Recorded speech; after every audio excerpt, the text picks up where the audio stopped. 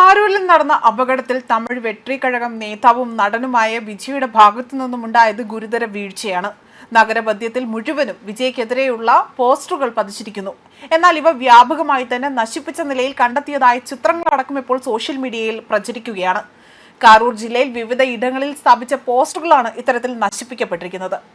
അതേപോലെ ഉണ്ടായ അപകടത്തിന്റെ ഉത്തരവാദിത്തം ഏറ്റെടുക്കാൻ തയ്യാറാകാതെ വിജയ് ഇപ്പോഴും ഒളിച്ചു കളിക്കുകയാണ് എന്നും ആരോപണങ്ങൾ ഉയർന്നു വരുന്നു.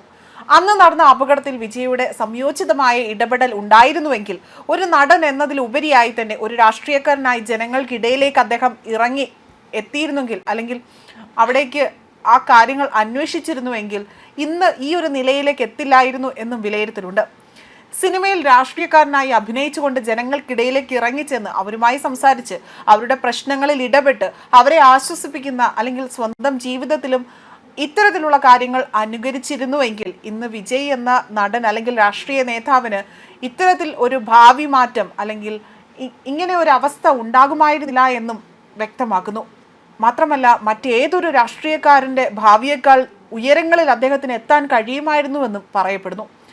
അപകടം നടന്ന സമയത്ത് അവിടെ നിന്നും ഓടി ഒളിക്കാതെ അവിടെ ജനങ്ങൾക്കിടയിലേക്ക് ഇറങ്ങിച്ചെന്ന് ആശുപത്രിയിലെങ്കിലും അവിടെ എത്തി അപകടത്തിൽപ്പെട്ട ജനങ്ങളെ കാണുകയും അവരെ ആശ്വസിപ്പിക്കുകയും ചെയ്തിരുന്നുവെങ്കിൽ ഇന്ന് ഈ പ്രശ്നങ്ങൾ നിസ്സാരമായി നേരിടാൻ വിജയ്ക്ക് സാധിക്കുമായിരുന്നുവെന്നും രാഷ്ട്രീയ നിരീക്ഷകർ വിലയിരുത്തുന്നു.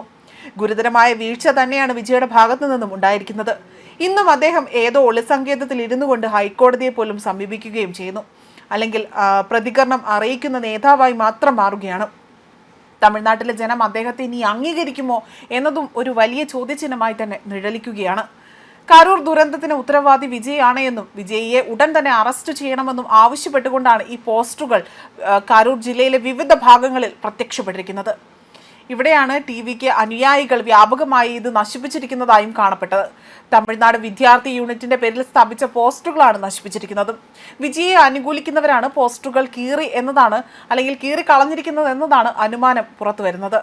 ആൾക്കൂട്ട ദുരന്തമുണ്ടാക്കി ഒളിച്ചോടിയ രാഷ്ട്രീയ നേതാവാണ് വിജയ് എന്നതായിരുന്നു പോസ്റ്ററിലെ മറ്റൊരു പരാമർശം. വിജയെ അറസ്റ്റ് ചെയ്യണമെന്ന് ആവശ്യപ്പെട്ടായിരുന്നു കാരൂരിൽ വ്യാപകമായി തന്നെ പോസ്റ്ററുകൾ സ്ഥാപിച്ചത്.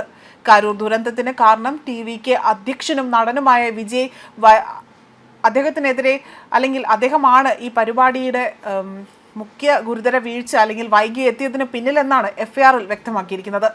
പരിപാടി മനഃപൂർവ്വം വൈകിപ്പിച്ചു എന്നും എഫ്ഐആറിൽ വ്യക്തമാക്കിയിട്ടുണ്ട്.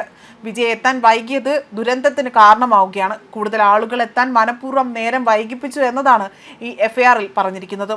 പ്രവർത്തകരാകട്ടെ മരച്ചില്ലയിലും കെട്ടിടത്തിലും ഒക്കെ കയറിയിരുന്നു കൊണ്ടാണ് ഈ ഒരു പരിപാടി കാണാനായി അവർ വിജയെ കാത്തിരുന്നത്. കൂടുതൽ ആളുകൾ കയറി നിന്ന മരച്ചില്ല ഒടിയാൻ കാരണമായി എന്നും എഫ്ഐആറിൽ വ്യക്തമാക്കുന്നു.